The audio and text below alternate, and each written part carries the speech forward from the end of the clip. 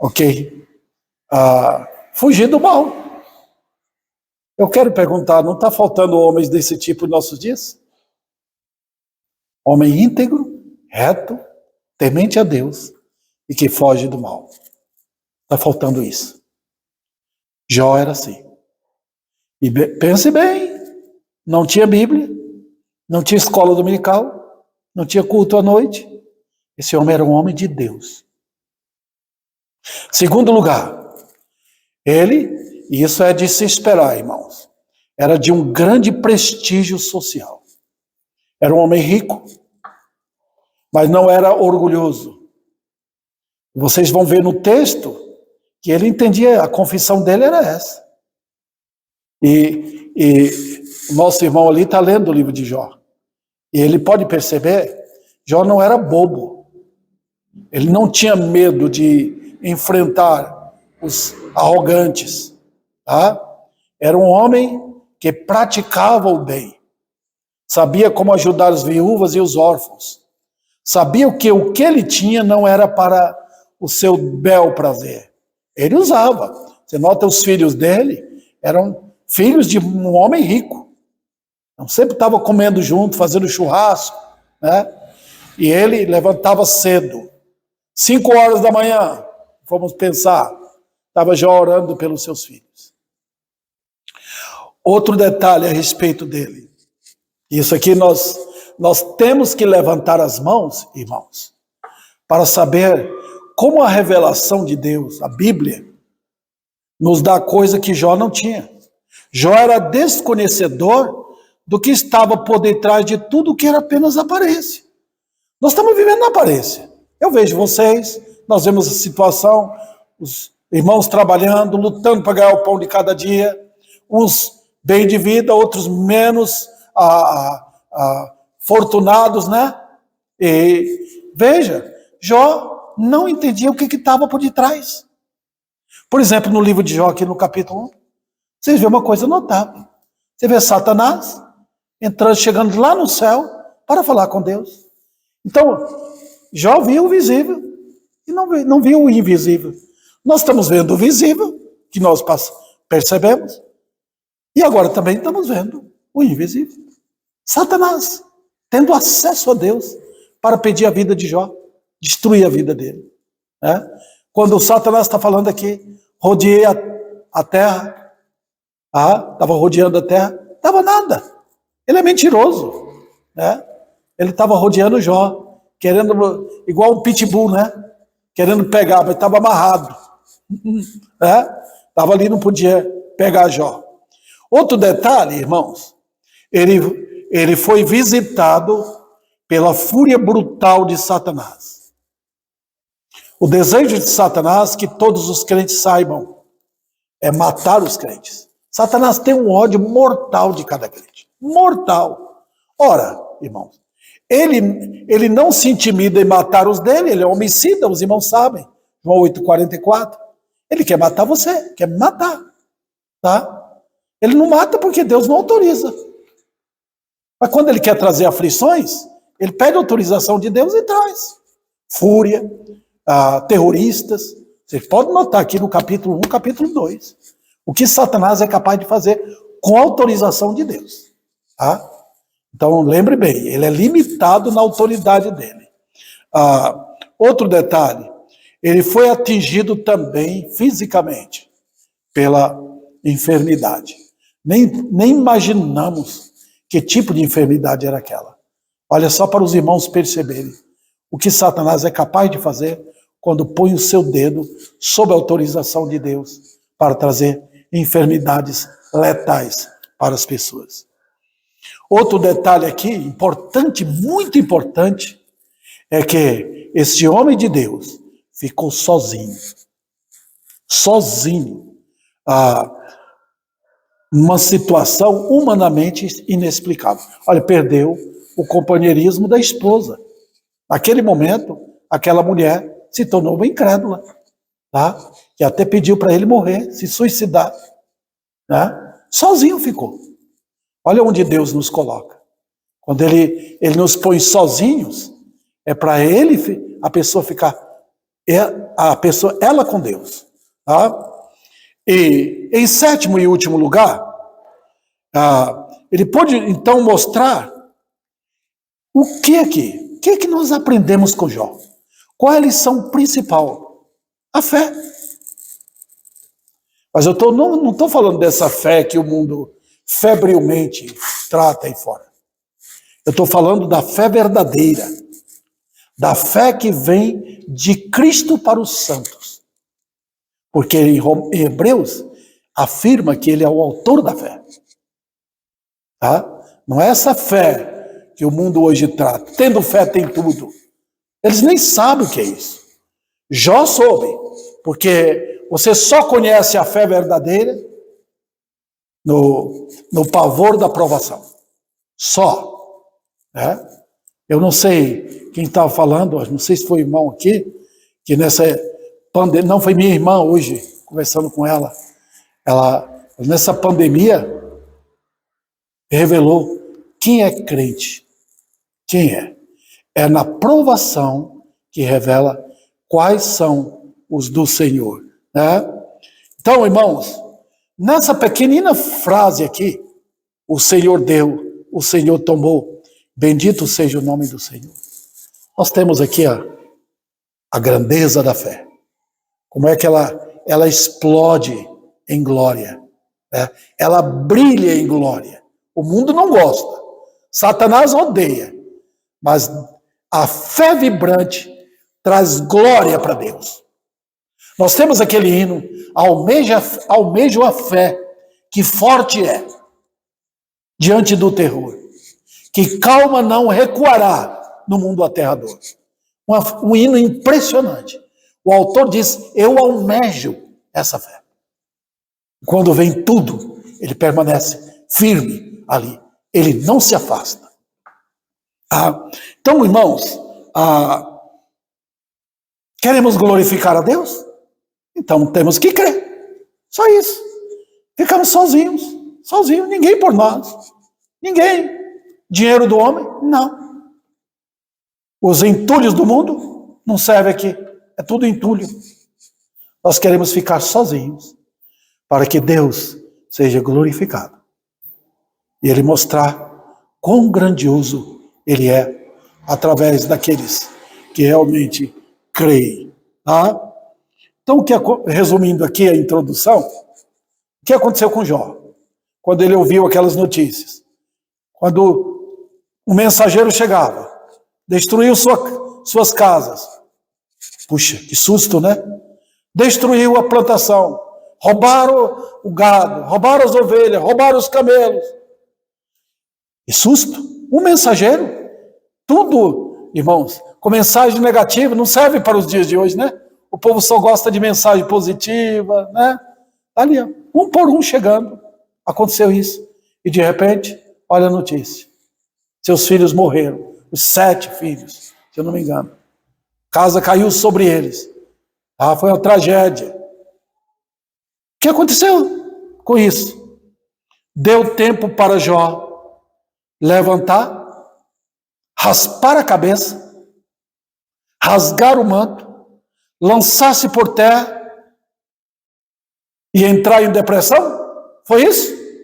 Não. Buscou um suicídio, conforme a mulher? Não. O que é que ele fez? Adorou. Está vendo o culto de adoração? Quando fala louvorzão hoje, me dá até arrepio, e não tem nada a ver com adoração que estão fazendo nas igrejas hoje. É louvor ao diabo, irmãos. É louvor ao diabo. Eis aqui o louvor verdadeiro. Sozinho. Ele caiu ao pó e adorou a Deus. Esse é o tipo de adoração que agrada ao Senhor. O que a incredulidade faria? O que os homens fariam? Durante a recessão que teve nos anos 30, 1930, lá nos Estados Unidos, na década de 30, se não me engano, muitos homens ricaços se suicidaram. Perderam tudo. aquela recessão. Mas aqui está um homem que perdeu tudo de uma vez. Pimba! A notícia foi lá. Não foi uma notícia chegando hoje, outra amanhã, não. Ele nem teve tempo de pegar os filhos para sepultar direito. Veio aquele amontoado de notícias espantosas, terríveis, para um homem só. E ele prestou um culto a Deus em pouquinho tempo. Olha, queridos irmãos, deixa eu resumir essa introdução aqui. Porque Satanás sabe. Satanás não conhece graça. Ele vê tudo do ponto de vista que o mundo que é dele, sabe? Porque a irmã Maria é rica. Porque o irmão José é um ricão. Ele está assim porque o Senhor deu tudo para ele, mas tira. É o ponto de vista do diabo. O que ele pensa, ele passa para o mundo dele. Para o mundo, a vida constitui de bens. Tirou os bens, o que resta? Vou morrer. A fé não, adora. Agora que eu vou começar a pregar. E eu tenho 3 pontos para tratar nessa noite. Deixa eu acompanhar aqui com o horário. Primeiro, os direitos absolutos de Deus, eles são conhecidos pela fé que confessa a vacuidade. Eu espero que os irmãos entendam este termo da existência humana. E ele diz aqui: nu saí do ventre de minha mãe, e nu voltarei. Queridos irmãos, olha, eu vejo nessa aqui a mais tremenda confissão que pode haver, que parte da boca de um homem crente. Um homem numa aflição daquela. Ele, em rápidas palavras, ele mostrou o que está desde o nascimento até a morte de alguém. Eu entrei nu e vou voltar nu. Que coisa, né? Eu entrei sem nada e vou voltar sem nada. Eu não me lembro os detalhes da morte de Alexandre o Grande, como ele pediu que na morte dele, no caixão, a mão dele ficasse lá de fora, vazia, para todo mundo saber que aquele homem, um grande rei, ele era chamado Alexandre o Grande, morreu e não levou nada. Que coisa! Vamos então meditar nessas coisas aqui, irmãos. Rápidas palavras. Primeiro, a confissão de Jó mostra o nosso acesso a esta existência. Nu saí do ventre da minha mãe. Nu. Não saiu com roupa, não saiu com brinco, não saiu com carteira de trabalho, não saiu com documento de herdeiro. Não. Nu saí do ventre de minha mãe. Que coisa. Por que essa arrogância?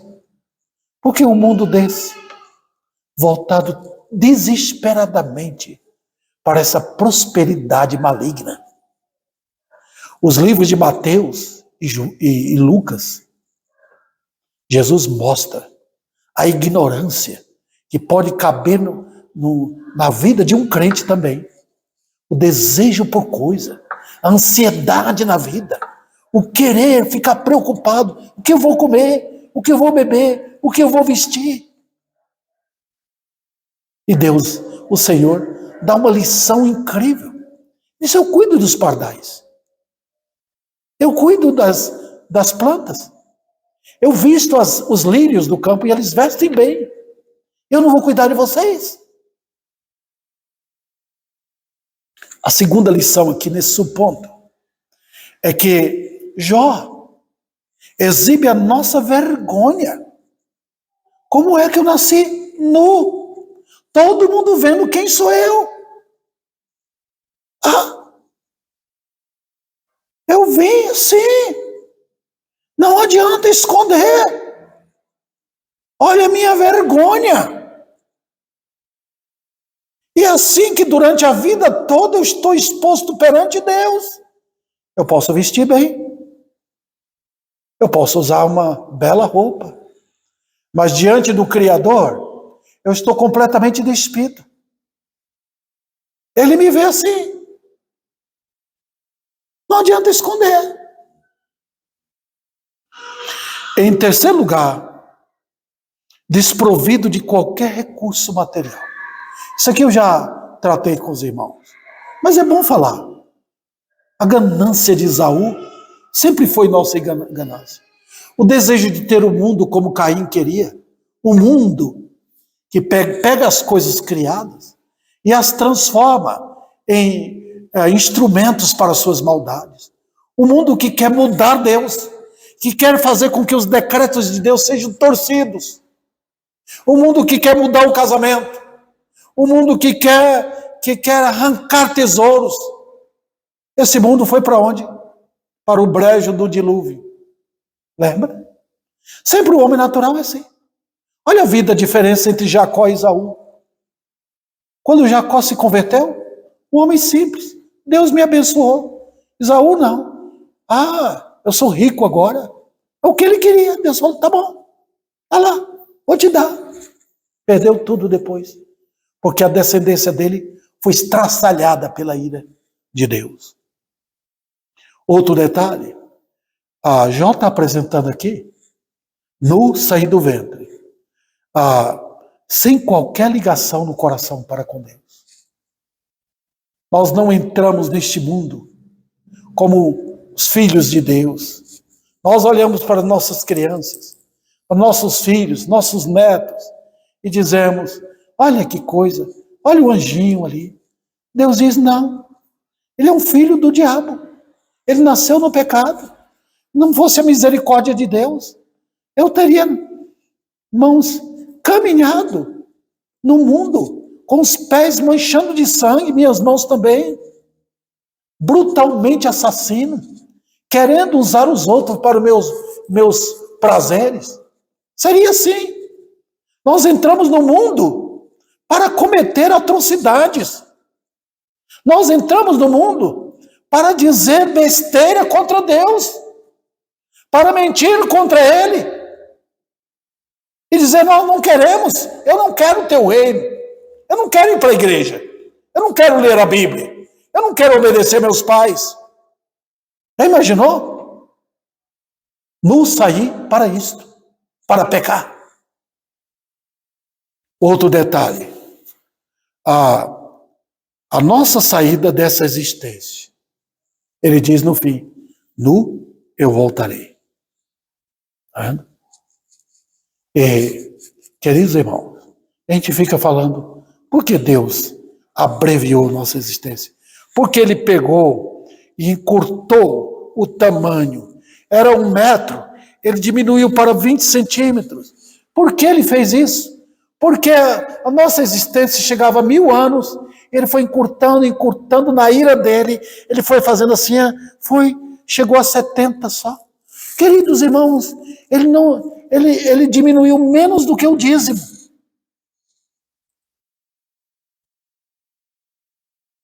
$900.000 anos eu teria que morrer pelo menos com 100 anos. Alguns têm. Mas sabe, ele diz, para quê? 900.000 anos, na linguagem de Deus, é 1 minuto, 1 segundo. Deus está vendo, passou. Da minha vida aqui, passou. Passou rápido. Dona Nádia, 65 anos, morreu. Aquele homem com 80 anos. Que diferença faz de Metusalém? Metusalém viveu mais. Para quê? Viveu para pecar.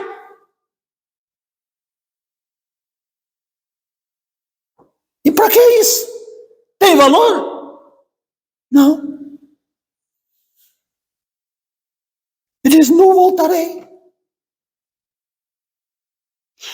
Jacó, perto da sua morte, ele disse para Faraó, Minha existência não foi igual a dos meus pais. Meus anos foram menores do que os dele. Então, queridos irmãos, é certo o nosso viver? Mas o nosso fim é mais certo. Eu não sei se eu vou viver amanhã. Pode ser que eu morra hoje. É também vão o nosso viver no pecado. Não adianta. Porque não vale nada. É inútil o nosso apego àquilo que certamente vamos deixar. Agora vamos pensar um pouco em Jó. Por que Deus fez aquilo? Por quê? Por que tirou aquilo do seu cérebro? Deus estava falando o quê? Quando vocês olham para o capítulo 38 do livro de Jó. Deus diz, você é meu servo. No final ele diz, Jó, meu servo. Então se Jó é meu servo, eu posso usar do jeito que eu quiser. Não é assim que um empregado trabalha para um patrão e ganha. O patrão diz, estou pagando. Você vai fazer o que eu quero que você faça. Olha, e nós somos o quê? Servos de Deus. Deus está falando para Jó, eu quero a sua vida. Eu te dei toda essa riqueza. Eu deixei você ser um príncipe. Minha graça trabalhou em sua vida. Fez de você um homem reto, um homem que me teme. Foi a graça, Jó. Não foi você. Foi a graça. Sabe por quê? Porque você me é útil para me fazer um livro de Jó, para que todas as gerações futuras vejam o que é que eu faço com os meus. Então, queridos, Jó foi uma caneta Bic na mão de Deus, que escreveu o livro dele, tomou a vida dele, tomou a carne dele, tomou o sangue dele, tomou as lágrimas dele e escreveu o livro dele. Para no final, ele diz, tá vendo? Depois do choro, vem o quê? Vem a alegria. Depois da noite de sofrimento, vem uma manhã radiante. Depois que Satanás pegou você e chutou para lá e para cá, como se estivesse jogando futebol com você, eu faço de você agora, eu demonstro para todos o que é o homem que eu chamei para isso. Você é meu servo. Quem dá aula para você sou eu. Não se assente para dar aula para mim.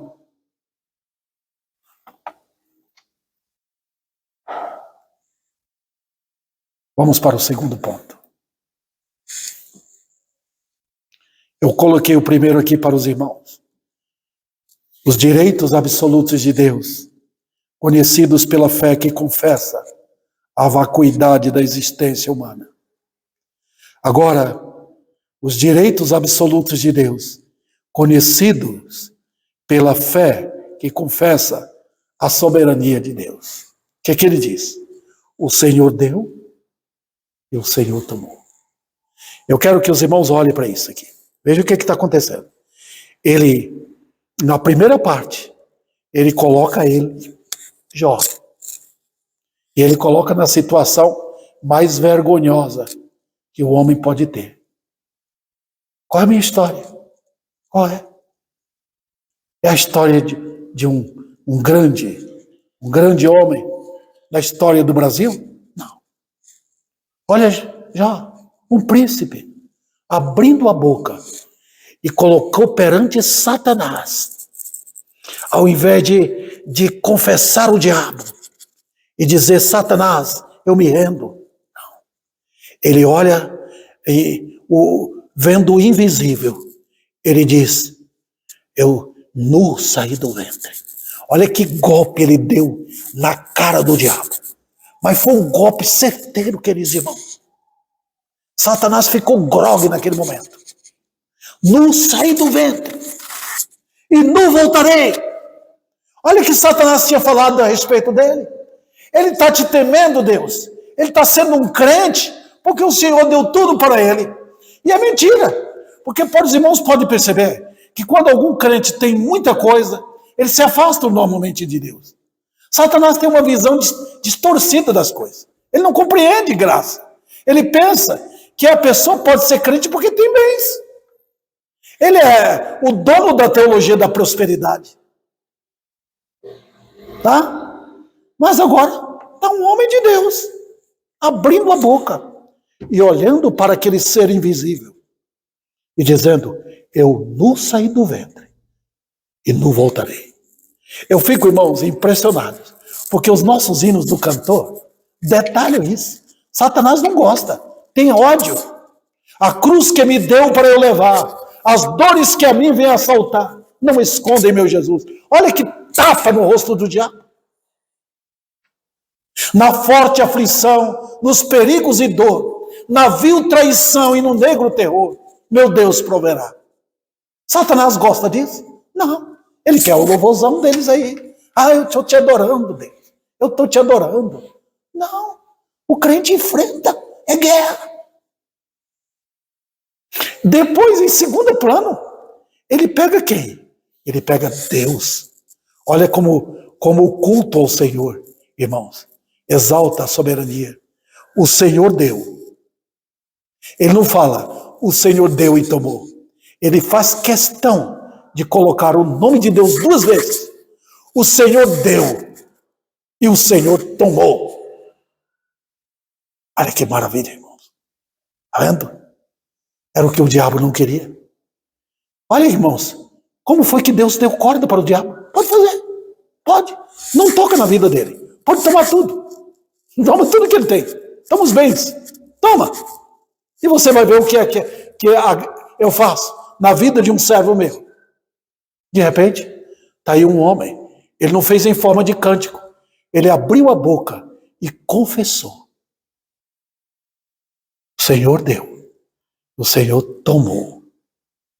E nós não podemos aprender disso? Claro que podemos, queridos irmãos. Vamos aprender? Vemos duas coisas a respeito de Deus. O Deus que dá e o Deus que toma. O doador, eu não sei se existe essa palavra, o tomador. Vamos lá. Primeiro nós vamos ver o Deus que dá. Tudo provém dele. Eu quero perguntar, o que é que nós temos?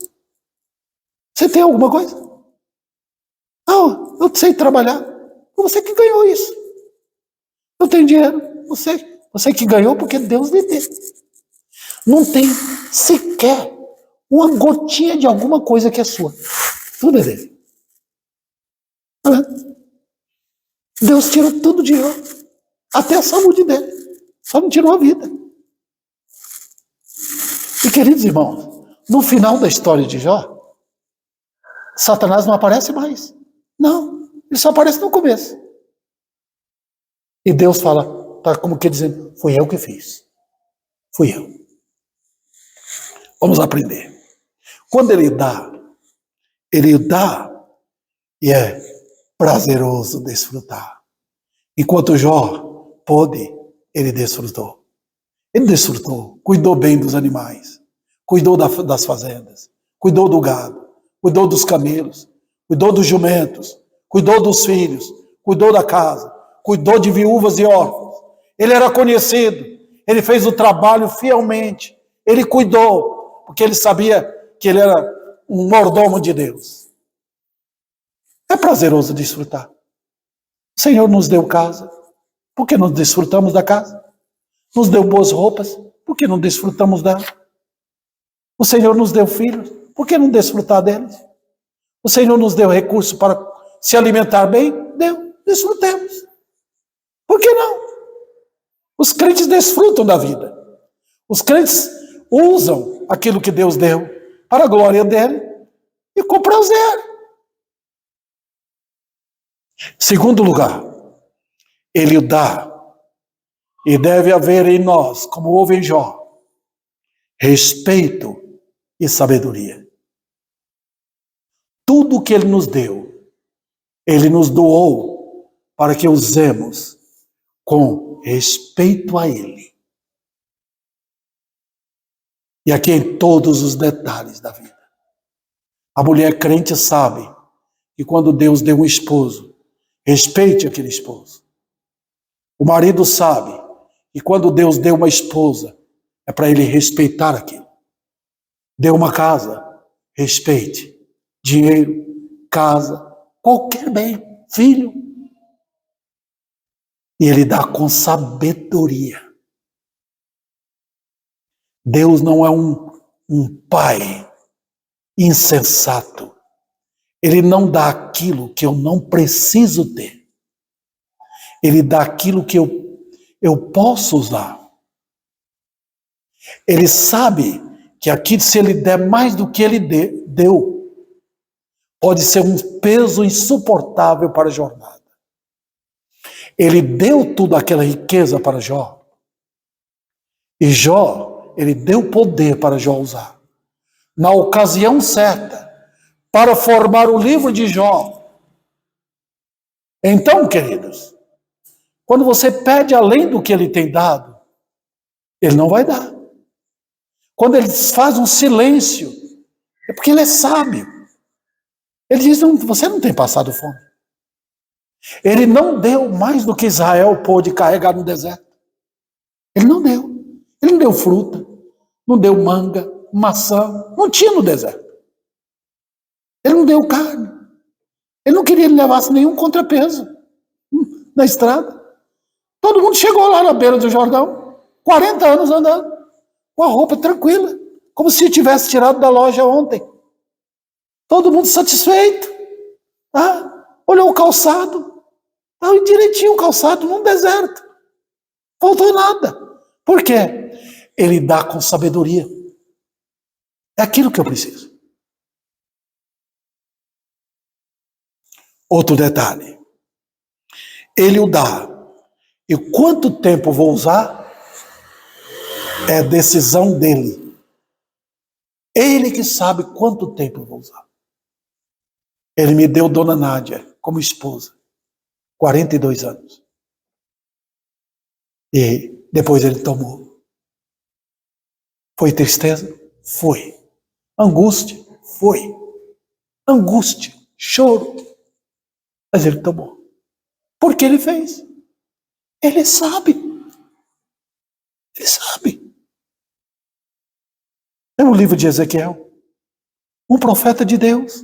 Não podia ser bem sucedido.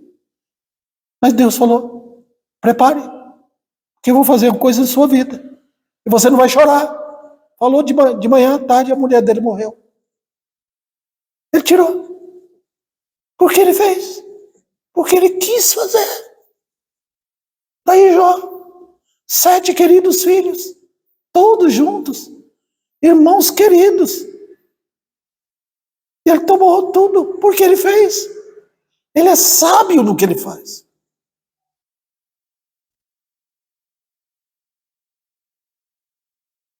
Então ele disse, não adianta ficar pegado. Não, eu vou tomar. Ele o dá. E a medida da doação é decisão dele. Não é minha. A medida é dele. Essa porção é sua. Olha a história bíblica. Quando aquela viúva com o filho, com a pequena porção, em tempo de seca, para comer aquilo, fazer o pão e morrer. Deus deu aquela porção para a viúva e o órfão. Mas depois mandou Elias para lá. Faça o bolo para mim. Elias fez. Não vai faltar nada. Olha lá, você tem tudo o que você precisa. Olha o que Deus faz. Ele está no controle da situação. Está vendo? Ele é sábio. Nós precisamos aprender com ele. Queridos irmãos, Jó foi perfeito nas suas provações? Não. Ele criticou. Ele tinha 3 pertinazes amigos ali, chateando. E ele, várias vezes, ele ficava perguntando, por que o Senhor fez isso comigo? O que eu fiz? Por que o Senhor tirou meus filhos? Foi aí que chegou o fim, quando Deus falou, eu vou sentar e você vai me dar aula. Agora vamos para ele, o Deus que deu e o Deus que toma. Primeira coisa é que quando ele vai tomar, ele prepara a sua graça. Ele nos dá graça para isso. Deus nunca nos faz passar por uma provação sem um antepreparo. Nunca, irmãos. Ele nunca joga uma surpresa inesperada. Ele prepara. Ele nos prepara pela fé, para que quando chegar, a gente fica sabendo. Por que ele toma? Ele toma porque, ao tomar, ele está sendo sábio. Chegou o tempo, eu vou tomar. Eu vou tomar seu pai, eu vou tomar sua mãe, eu vou tomar um filho seu, eu vou tomar sua esposa, vou tomar um marido. Está vendo? Vou tomar seus bens, vou tomar sua casa. Ele vai permitir que ladrões entrem? Vai permitir. Ele vai tirar a saúde. De repente, você percebe que está com câncer. E já avançado, como foi o caso da minha esposa.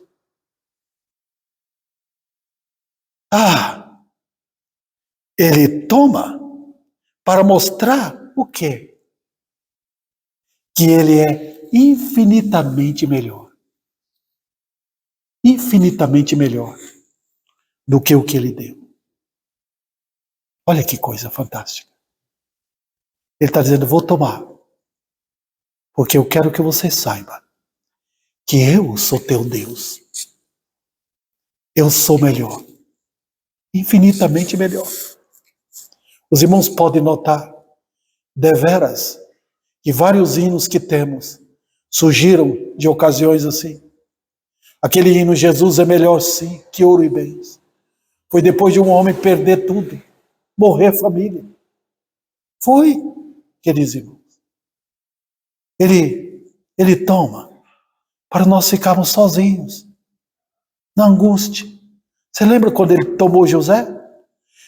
Jacó foi fanático pela esposa dele. Deus tirou Raquel.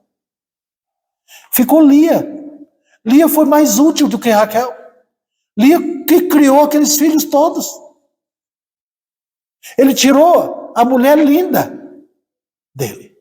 Ficou aquela mulher que foi útil. Na vida tudo é utilidade. Tirou José, porque ele não estava dando atenção para os outros filhos. Estava um homem insensato no viver na criação dos filhos. Ele tirou o filho querido. E por anos e anos, aquele homem estava enlutado, pensando que o filho tinha morrido. Está vendo? Por que Deus faz isso? Ele é sábio. Por que Deus rasga o coração da gente? Por que Deus cria uma ferida que parece que não vai curar mais? Porque Ele é sábio. Ele está dizendo, eu sou melhor. Todos aqueles anos Jacó ficou sem ouvir a voz de Deus. Quando soube que seu filho José estava vivo, aí Deus voltou a falar com ele.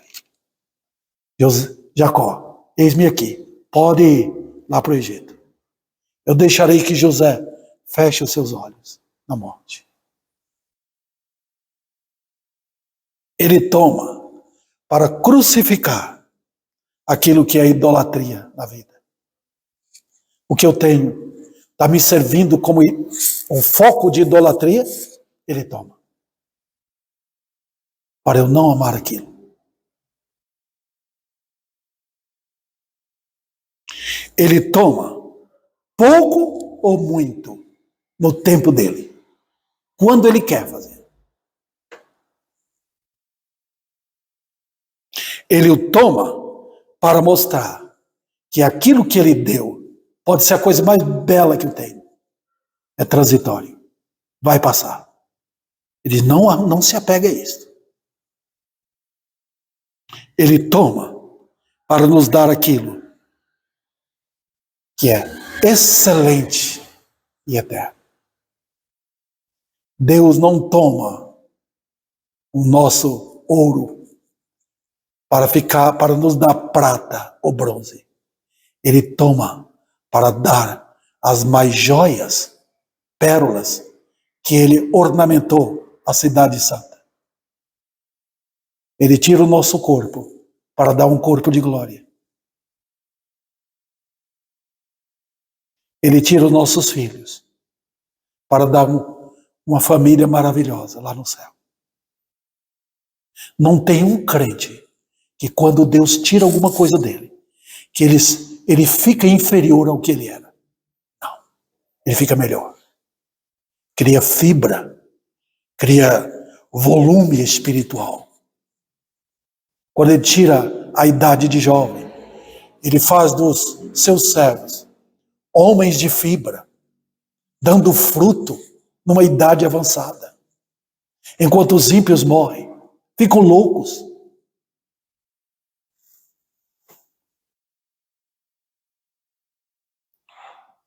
Ele toma de milhares para dar miséria.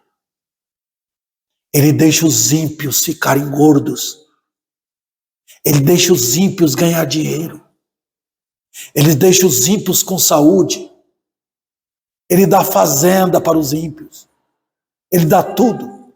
De repente, ele tira e dá miséria. Miséria eterna.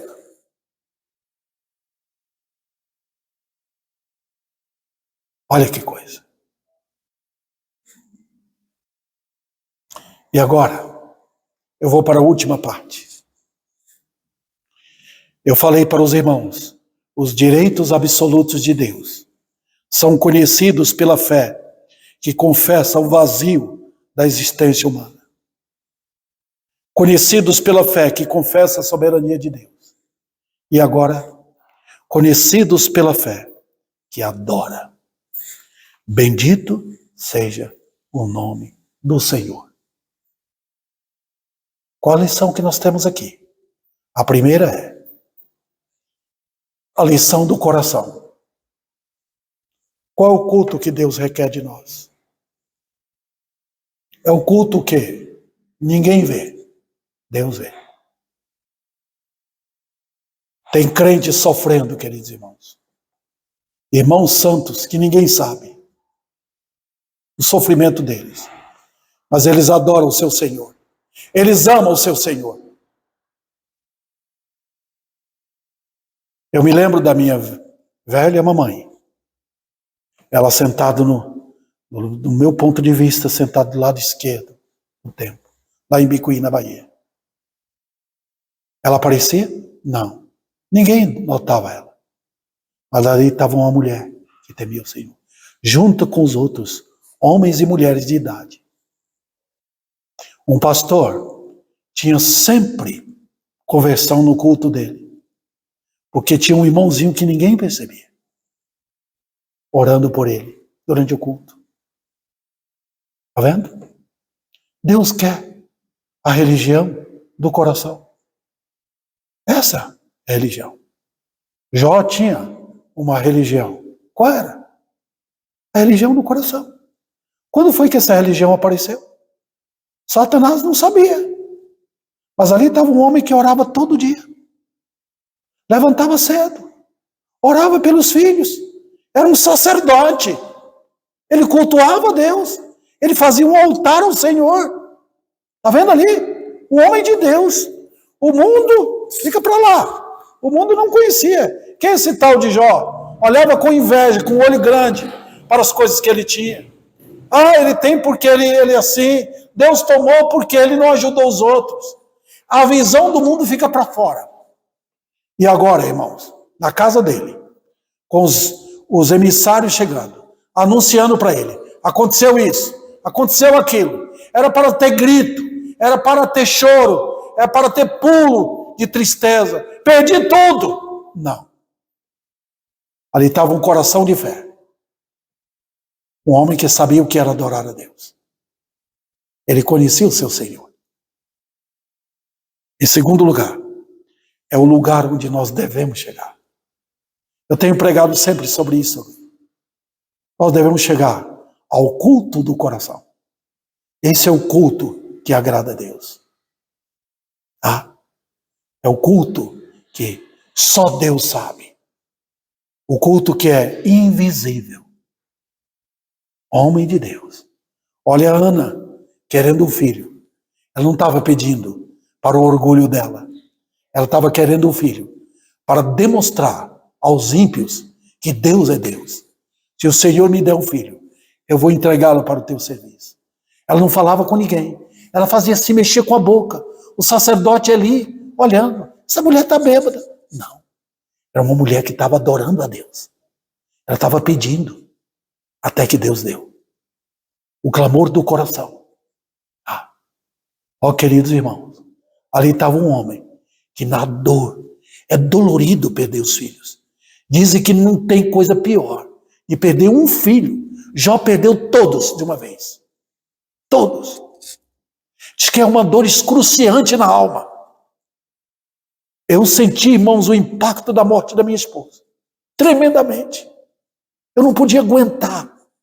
Agora imagina perder 7 filhos de uma vez. Mas ali estava um homem, na angústia, que adorou Deus. Esse é o culto que Deus quer. Esse é o louvor de Deus. Tributai ao Senhor, como preguei hoje de manhã, a glória devida ao seu nome. Tributai. Ali, irmãos, Satanás fica olhando de perto. Vamos ver o que sai da boca desse cara. Saiu um culto a Deus. Foi, irmãos, foi um terremoto para o diabo. Porque ele, um homem só, prestou glória devida ao Senhor. E saiu com timbre da graça. Com som de música. Com som de louvor. E chegou até os céus. Rompeu as nuvens. Rasgou tudo para cima. Chegou às narinas de Deus. Então, eu posso dizer para vocês, Jó foi motivo da ira irracional do diabo. O que ele queria, não conseguiu. E Deus foi glorificado. Então ali, foi a demonstração daquilo que foi ganho. O que é que Jó ganhou? Ganhou uma fé firmada. E no final de tudo, Deus falou, está aqui, eu tomei, mas eu devolvo. Está aí gente chegando, devolvendo tudo que ele perdeu. E a mulher dele ficando grávida, mais 7 filhos. Quer dizer, ele teve 14 filhos. 7 no céu e 7 aqui. Que coisa fantástica. Maravilhosa. Diz a Bíblia que Deus deu o dobro de tudo, até de filhos. Impressionante. Não é maravilhoso? Está vendo? Essa é a gloriosa conquista da fé. E eu termino aqui para dizer quantos pecadores o mundo de hoje, esse mundo da religião da nova era, está atrás de quê? Está atrás de um Deus que dá coisa, que enche o bolso deles, que dá alegria mundana. Não. Deus deu o filho dele. Deus deu a excelência dele para morrer na cruz. Para quê? Para me salvar do inferno. Pecadores, arrependam. Deixe os seus pecados. Corra para Cristo. Deus deu o melhor. E vocês estão querendo o que dele? Estão querendo dinheiro? Peça o diabo. Deus deu o melhor. Deu o seu filho, o cordeiro dele, para pagar o preço do pecado na cruz. Para resgatar você, querido, da perdição eterna. Se converta, arrependa dos seus pecados, corra para Cristo, e Ele vai lhe abraçar com o perdão eterno, purificar sua alma de todo o seu pecado.